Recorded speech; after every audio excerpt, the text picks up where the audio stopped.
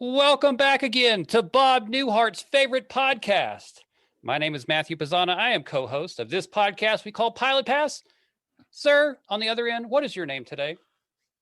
Hi, I'm Bob Hope, and this is one of my favorite game shows, and I'm excited to talk about it today. I said Bob Newhart, but that's okay. I know, I'm Bob Hope, and I'm here to talk about the game show I like. I think he's dead. Del, let me ask you a question. Will you do me a favor? Will you introduce our illustrious third member of the team today? Yes, this is a person that we used to do the Fun Time Good Show podcast with. One of my very good friends. I've known her for a long time. And at some point, I'm going to even like hanging out with her.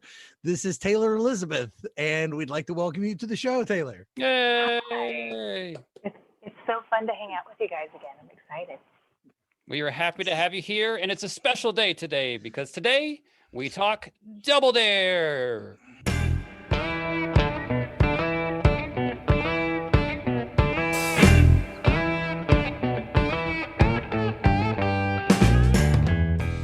Yes, the sequel to Single Dare, which never made it quite to the same popularity. Unbelievable that it didn't. I really thought that was going to make it. Yes, where the show was that if somebody would dare somebody one time, and if they said no, that was the end of the episode. Mm-hmm. It did do better than Double Dog Dare, which was just a whole bunch of dogs barking. Right. I would watch that. I would watch that indeed. Del. A lot of people would. Yeah, I bet that they would. That's the world that we're living in now. We're watching dogs barking. Del, tell the people what Double Dare is all about.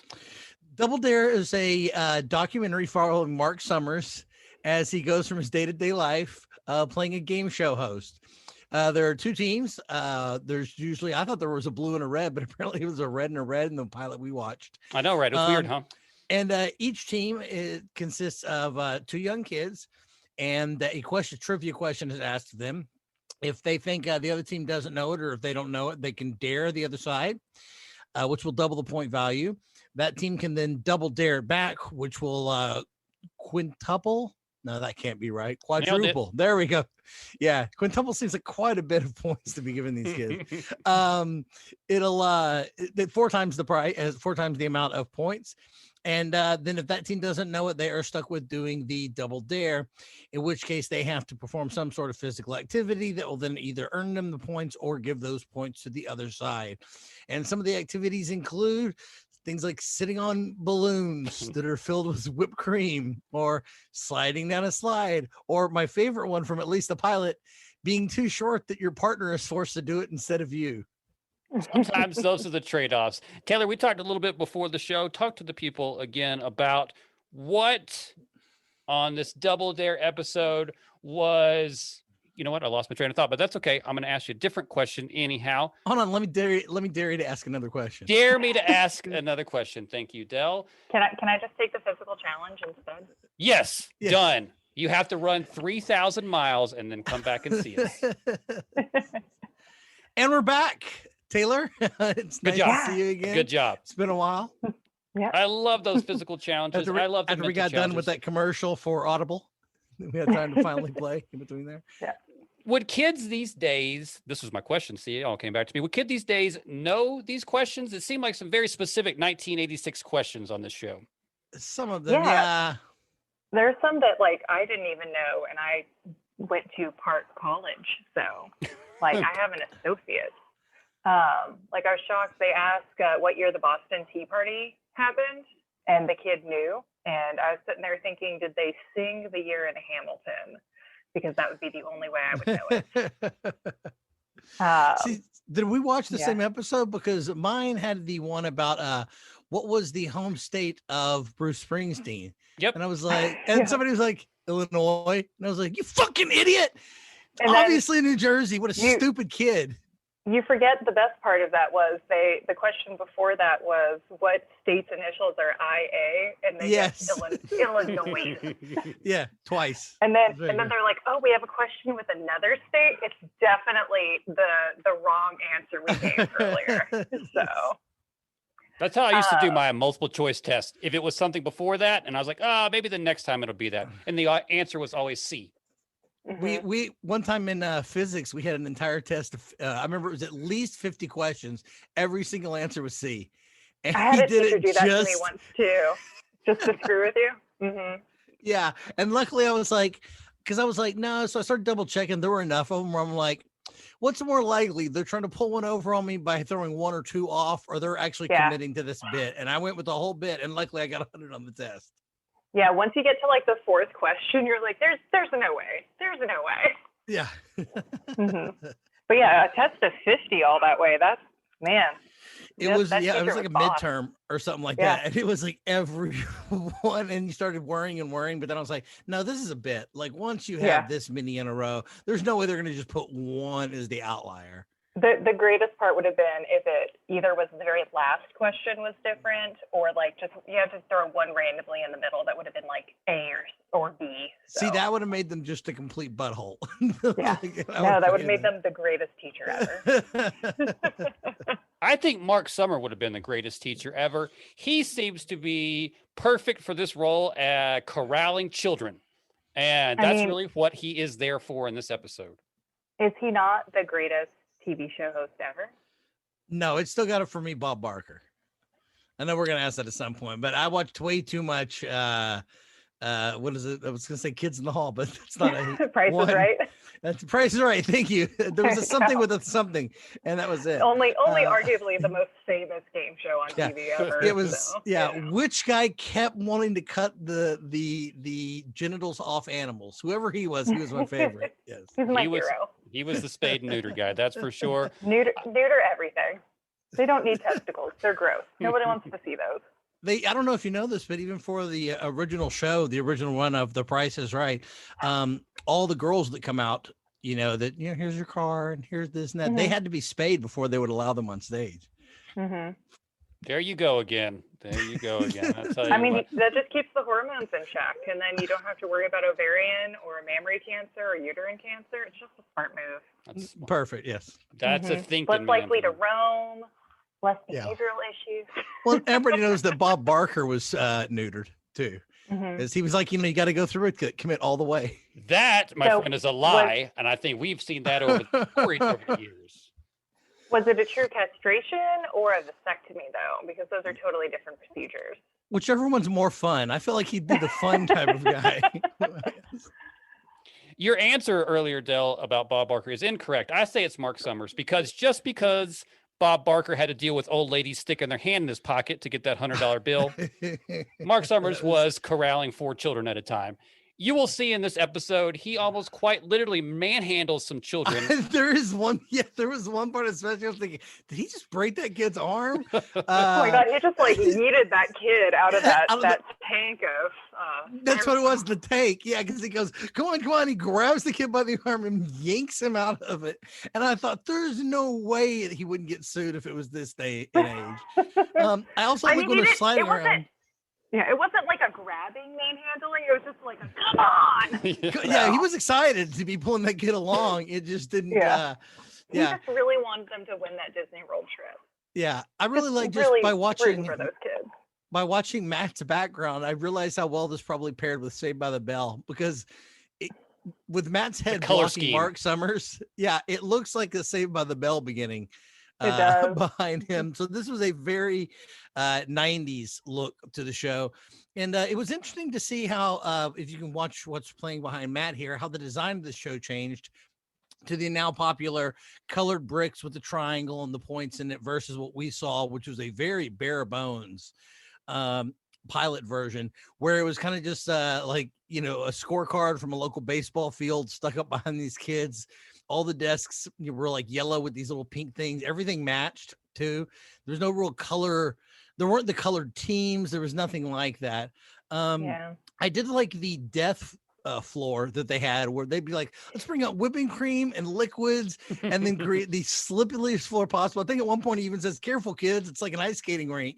Yeah. And it's like, maybe that's why you don't want to have them running around in slippery tennis shoes on that stuff. I feel like from what I remember watching the show growing up is that a lot of those activities then were done in kid pools so they could just move the mess away.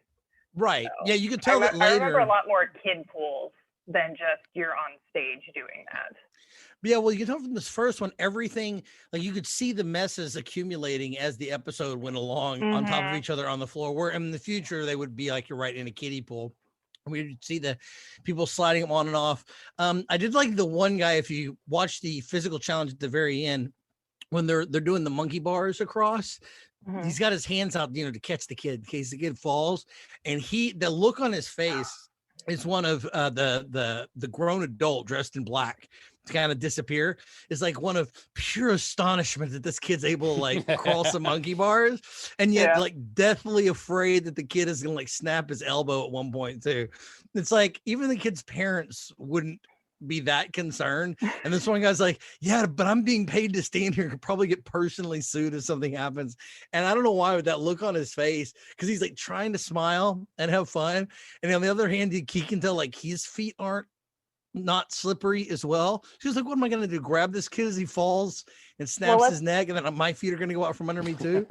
Yeah, let's be fair. It was probably like a grip that they're like, you're just going to do this today. And he has like no experience with children, because that is the face of like, I have never experienced a small child and I don't want you to die because I think you're made of glass. Or even worse, I can only imagine, he's like, I am specifically not allowed to be this close to a child by law. I don't know why they picked me. I should have listed that on my resume, but this is breaking multiple federal laws right now. I mean, let's be fair, it was 86, so that was really before Stranger Danger and Megan's Law, so they probably just didn't care. That was before any kids got hurt or kidnapped ever, no. Parents didn't care about their kid until about 1994. So. Dale was already too far gone by then. They just gave up. Well, that's when they started. It was when Nancy Reagan was like, we got to start putting the warning labels on anything, any rap album or an album that has a black person on it or that hints at sex. After that, it became, was it Tipper Gore? Okay. Yep. After that, it was like, everything's dangerous for our children. We have to protect them in every possible way. We can't let them hear or see anything at all. They are precious, innocent individuals. Yeah. Whereas before that, it was like, if, you know, my kid got a knife pulled on her in the part, you know, which happened to Tina Fey. I don't know why that made me think of that, but like Tina Fey was out. If you ever want to watch, she has that little scar. She was out playing in her front yard one day. Yes, some lady with a knife walked by and just cut her face. Yep. and her mom didn't bother like keeping her inside anymore. She was like, well, Tina, what's going to happen if you get too near strangers when you're outside? Why did you let that lady stab you with a knife? What did you do to deserve it? That would have been my mom. What did you do to deserve it? Yeah, exactly. You too. She was dressed like that. She was asking for a stab. You know, when I was younger, I would volunteer my sister to play some of these games with me, especially certainly the end competition part. You both had siblings. Taylor, do you have siblings? I do. I have a half brother that's 20 years older than me, and then my brother is 6 years older than me. So I was just like the football that just got thrown around the house. Well, a half brother that's 20 years older than you only makes him 10 years older. So yeah, that's not that bad. Or does it make him 40 years older than me? Because is it like where it's a graph and like half is actually? No, because then we'd be sued by the 40-year-old virgin. I just don't even want to get near that territory. Did any of y'all ever? Did you make Sissy do this game? That's kind of what I was asking, Del. Did you force her to do this? Your Sissy, by the way, I was about to say, is the name of my sister Clara. I called her Sissy as a kid. I thought for a second you were talking to Taylor. I'm like, does she have a cat named Sissy? This, first of all, this should be done with animals. I would love to watch this show, like the Puppy Bowl. If it was Puppy Double Dare, like we had talked about, Double Dog Dare, love it. Put the cat in the ringer. Oh yeah, the ringer. That would be like the perfect game for a ferret, because those things are just like made of rubber. First of all, the crank was always my favorite thing, where it has the two foam rollers. I always wanted to get put through that as a kid. It would be so fun. That always was my favorite part. Whenever they would, and I guess for the people that haven't watched the pilot yet, there's basically an upper and a lower level roller. We're very much like Tom and Jerry or Looney Tunes. Like they would put one kid into the roller, and the other kid would have to crank a handle that rolled them through it. Yeah, like a machine press. And you want to hear like something like dun dun dun dun dun dun dun dun dun dun, the old Powerhouse theme from Looney Tunes playing, because it was like that. You could see them getting whacked on the head, bink bonk. But I was going to ask, did any of y'all ever do the local ones when they would do a tour? Because we did. I actually did compete on when Double Dare came to, it was either Dallas or Mesquite. There was it might have been the Mesquite Mall. They had, I don't think Mark Summers was there if I remember, but it was somebody it was one of the executive producers. They were trying people out to do, to like find kids to come and do the show. And I got up and was able to compete in some of these. And so they would bring you up, and it's not like you have to do a full show or they record it, but they would bring you up and they'd pair you off and you'd have to answer a couple of trivia questions. And then you'd get to do one physical challenge. And so whatever, and then if you got bumped, then they would bring another group or team up and they would keep alternating off. So you got bumped off. And I remember we made it like two of the short little rounds. And I got picked off by doing, it was the where they have the pie, the cherry in the pie, like that you saw on the pilot. It was something like that, where it was like, find these apple slices in this vat of acid. And you'd have to keep going back in or something like that. But that's the one I lost out on, is my team did not find something buried in the whipped cream in the pool or whatever it was. And so we were booted. But I actually got to compete on a little local regional one. So that was actually a lot of fun. I just had a recovered memory of going to Universal Studios as a kid. And I don't think I participated, but we definitely went to a showing. It may have been Double Dare. Cannot remember, but I remember somebody getting slimed during it and me not wanting to get slimed because I didn't like to get dirty.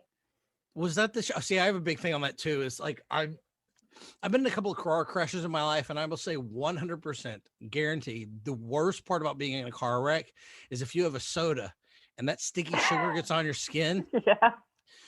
That is the worst part. I've had windows shatter. I've had an engine knocked out of one of my cars. Matt's been there for one of them when that truck plowed into me and knocked my engine block out. I've landed on a fence post, unfortunately, where the fence post went up through the engine, and luckily not me and my friend. So it was very dangerous. And the only time I've ever gotten out and been like, oh my God, was when I had a giant Coke spill all over me, and my shirt was soaked. And it was so disgusting to have that on you that is by far, like, nothing else has bothered me being in a car wreck, like having sugar all over you. So I have an irrational fear of being in a car accident and peeing my pants. It has never happened. I think that would be okay. I've been in several car wrecks and have not peed my pants, but I am terrified of that happening. I'm convinced it's going to happen to me one day.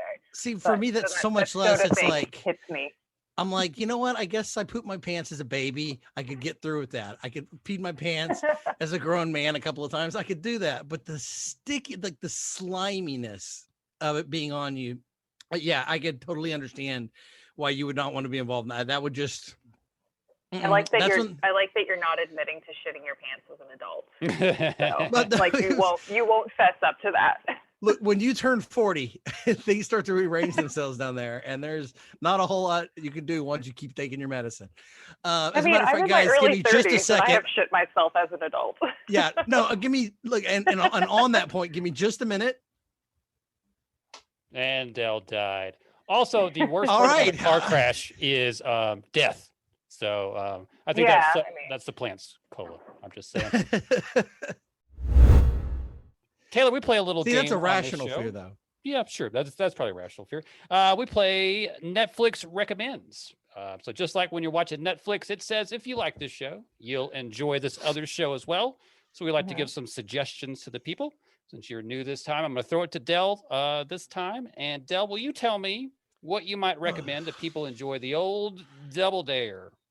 See, for this, I think there's got to be some mixture of not only trivia, but there has to be some sort of physical activity for it as well. So the only thing is, it's not a TV show, but I wish there was of this, and this is a real sport, and I would love to watch this, is chess boxing. And this is where you play 3 minutes of chess, and then you box for 3 minutes. And then after, putilism and getting your head knocked around a bit, you have to sit down and continue to play chess until somebody either wins chess or there's a TKO. Why that isn't a sport on Netflix is beyond me, because that is a real thing you can go look up. And I would 100% recommend that as being a show. Otherwise, I think things like, even The Price is Right or like Monty Hall and stuff, like there's no physical, like the physical challenges are just you drop a like a giant coin. It goes ding, ding, ding, ding. It's like Plinko. like there's no physical activity involved to it. Or if it's a trivia question like Jeopardy, there's no physicality to it. So I'm trying to think of, is there another show that has the mix of trivia slash this physical activity? Can anybody think of one?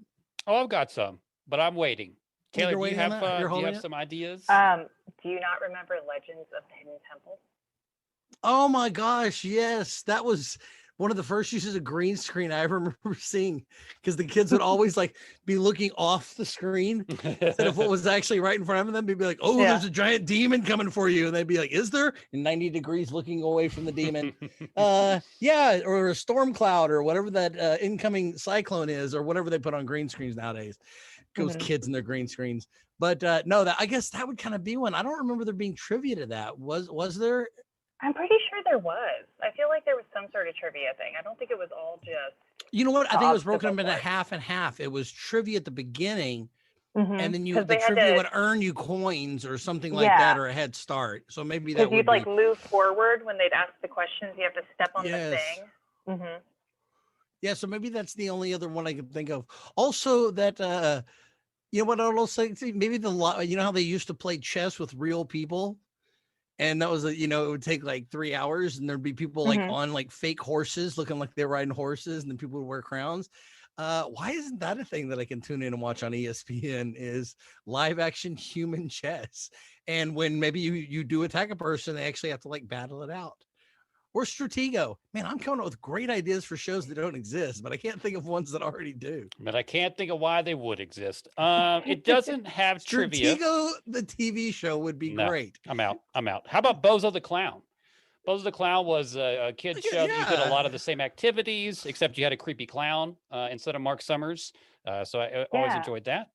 And there's a new show that was on Netflix last year that was called Awake. And so the conceit of the show is you have to stay awake for 24 hours and you count quarters. And then you have to do all these challenges, and it depends on how close you got to your count on quarters and everything else. And did we do this one, or is this a lost episode? Because I think that's a lost episode. I think I remember doing this one with you, because this is not the don't episode that we did on game shows, or Wipeout would be a lot of fun. But there's no trivia to those, just like Ninja Warrior. There's another trivia that would be fun, as if you had to do Ninja Warrior, but every time you got to a platform, they asked you a question. Yeah, I would watch that Awake show. I feel like as an overnight emergency vet tech, that I would rock that game, because I've definitely had to calculate drug dosages on very little sleep and did not kill the animal. So. Yeah, I think a nurse was one of the people that were very successful. So she was like, whatever, this is normal time for me. It's not bothering me at all. Yeah, work 312s back to back. It's cool. Yeah. Another show that doesn't exist that I would now like to see would be a show called Dope, which is where you do some very hard drug like heroin or something like that, and then they let you perform physical activities and see how well you could do. Like two people see which one can shoot up more heroin, and how far can you walk down the street without falling off the bridge or something like that. I mean, I'm pretty sure that was just called My Hometown in the 90s. So. Those cops. Plano in the 90s, heroin capital of the world. I think Awake is a little bit like that. You see some of the competitors, and you definitely know they're normal 8 to 9 hours sleeping at night kind of people, and they are just bobbing and weaving on that stage, just trying to get out of there as fast as possible. That's how I would be too. I couldn't handle it. That's just too much for me. I was just gonna say, once I make it past 2 a.m., then I'm just awake forever. So that's kind of I'm like that too. I have terrible sleep from medical issues, but then I've always been a bad sleeper. I've always been a night owl. So it's called depression and anxiety. Yes, it is. That is a big part of it. And yeah, there's like a window that if I don't hit that exact window, and I'm talking like maybe a 45 minutes to an hour, then that's it. My body just completely resets, and I'm gonna wait for another 6 to 8 hours, and there's almost nothing you can do about it. And like sometimes what's funny is I work great on 10 hours of sleep, or I work okay on like 2 to 4 hours of sleep. But anything less than 2 and anything between 4 and 8 just completely messes me up entirely. 8 hours, man. 8 to 9. I got to get them. Otherwise, I'm a bear. Nobody likes me. So I feel like with the recommendations, we've missed out on a big one, which is Mark Summers' other Nickelodeon game show, which was What Would You Do? Oh, good Oh, call. I barely remember that one. Wait, didn't What- they what- also what- have what Family would you Double do? Dare just so What that's would in you there? do? There was Celebrity Double Dare also. Okay, so we can throw those in the mix just because they're the Double Dares. Yeah. That trifecta, the Double Dares, which would make 6 different dares if there were 3 of each double. Yes, That's a okay, lot of 6 double dares. D's. Oh man, do I have was to taking it back say- to the strip club. I got to. I Yeah. don't know what to tell Speaking you. of the double Ds, I do have to say that my favorite thing was that their elbow pads and knee pads had the DDs on them. Yeah, like Daredevil.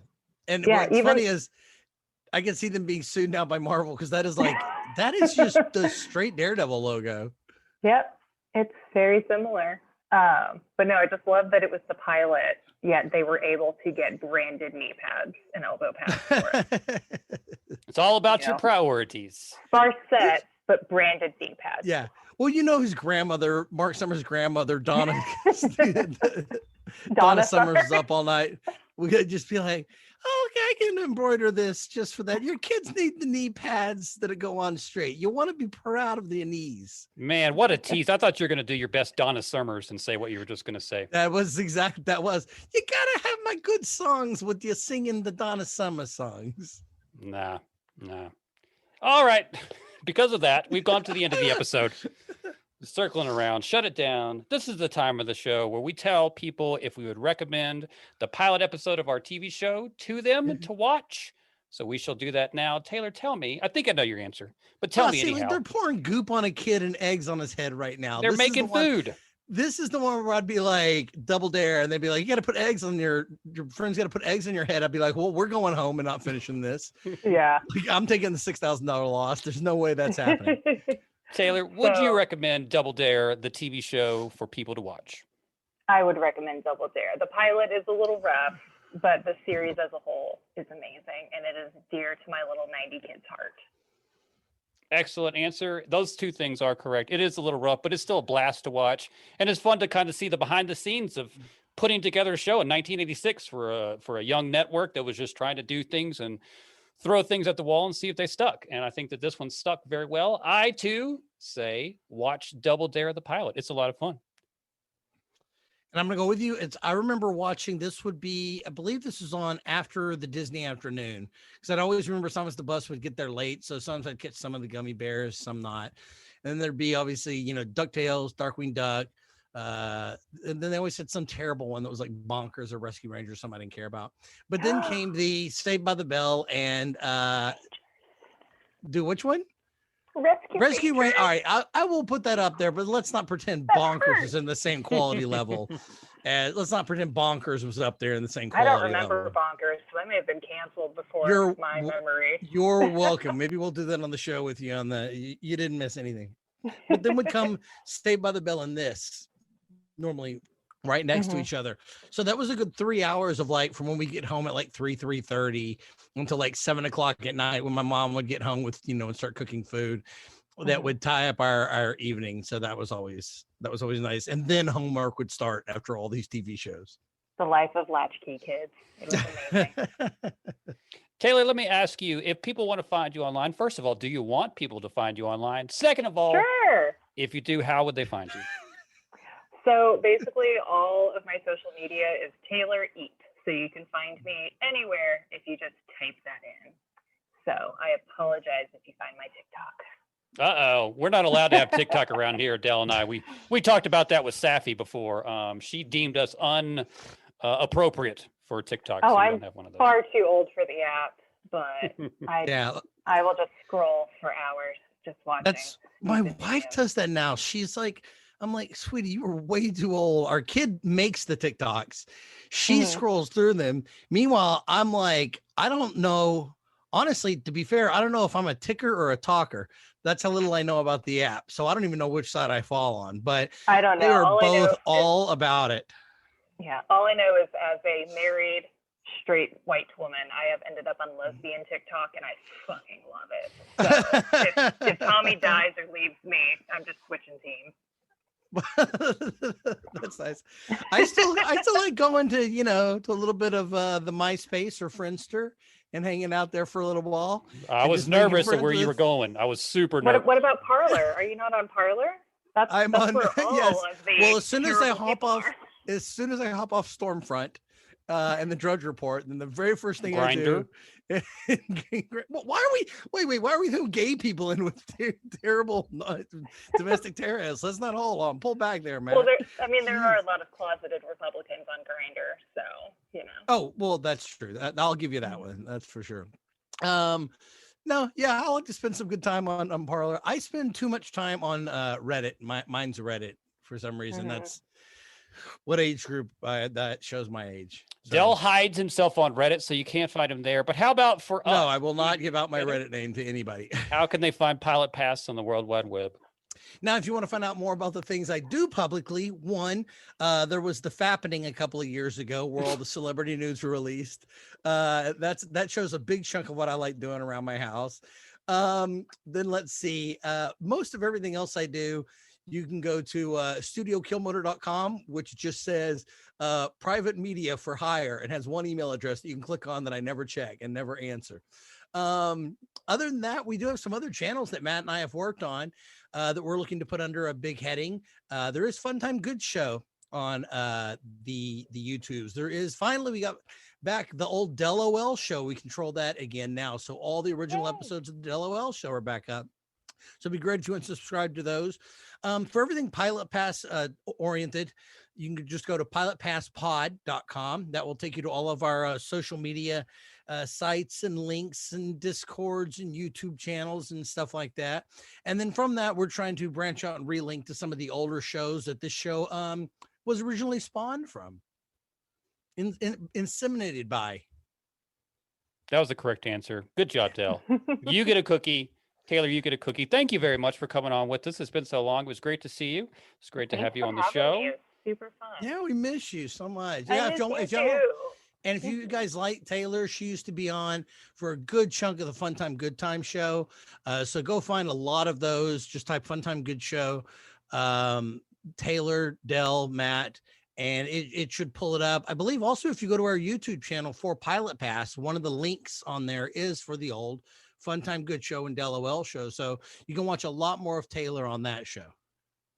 I mean, I'm adorable, so why wouldn't they? That is accurate. You're only lucky that this is a podcast and they can't verify that.